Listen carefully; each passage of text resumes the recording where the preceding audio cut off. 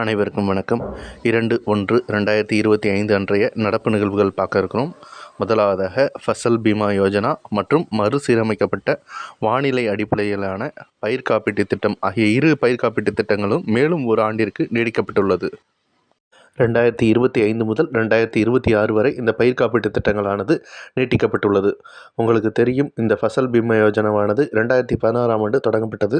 இந்த ஃபசல் பீமா யோஜனாவானது 23 மாநிலங்கள் மற்றும் யூனியன் பிரதேசங்களில் செயல்படுத்தப்பட்டு வருகிறது.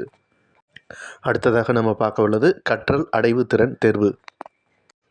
தமிழகத்தில் அரசு மற்றும் அரசு உதவி பெறும் பள்ளிகளில் பயிலும் மாணவர்களின் கற்றல் திறனை அளவிடுவதற்காக ஸ்லாஷ் என்னும் மாநில கற்றல் அடைவு திறன் தேர்வானது நடத்தப்பட்டு வருகிறது. இந்த கற்றல் அடைவு திறன் தேர்வானது 3ஆம் வகுப்பு, 5ஆம் வகுப்பு, 8ஆம் வகுப்பு மாணவர்களுக்கு நடத்தப்பட்டு வருகிறது. அடுத்ததாக நம்ம பார்க்க உள்ளது சங்கீத கலாநிதி விருது. சென்னை மியூசிக் அகாடமியின் 98வது விருது வழங்கும் விழாவில் பாடகர் கர்நாடக இசைப்பாடகர் TM கிருஷ்ணாவிற்கு வழங்கப்பட்டுள்ளது. மேலும் சங்கீத கலா ஆச்சாரியா விருதானது மிருதங்க வித்வான் பேராசிரியர் பாரசாலாதவி விதுஷி மற்றும் கீதா ராஜா அவர்களுக்கு வழங்கப்பட்டுள்ளது. அடுத்ததாக நம்ம பார்க்க உள்ளது வெம்பக்கோட்டை அகழாய்வு. தற்போது நடைபெற்று வரும் இந்த 3ஆம் கட்ட அகழாய்வில் கைரேகை பதிவுடன் கூடிய அள்ளி முட்டு வடிவ ஆட்டக்காய்கள் கண்டெடுக்கப்பட்டுள்ளது.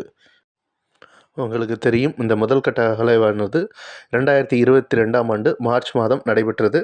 அதில் 3254 பொருட்கள் கண்டெடுக்கப்பட்டது. 2ஆம் கட்ட அகழாய்வானது ஏப்ரல் மாதம் 2023ஆம் ஆண்டு நடைபெற்றது.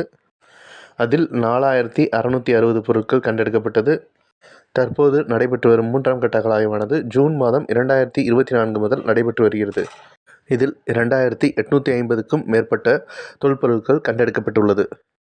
அடுத்ததாக நம்ம பார்க்க உள்ளது நியூயார்க்கில் நடைபெற்ற உலக பிளட் செஸ் சாம்பியன்ஷிப் போட்டியில் மகளிர் பிரிவில் இந்தியாவின் வைஷாலி வெண்கலப் பதக்கம் வென்றுள்ளார். அடுத்ததாக நம்ம பார்க்க உள்ளது டெஸ்ட் கிரிக்கெட் பந்து வீச்சாளர்களுக்கான தரவரிசை பட்டியலை ICC வெளியிட்டுள்ளது. இந்தியாவின் ஜஸ்பிரீத் பும்ரா 907 புள்ளிகளை குவித்து முதலிடத்தை பெற்றுள்ளார்.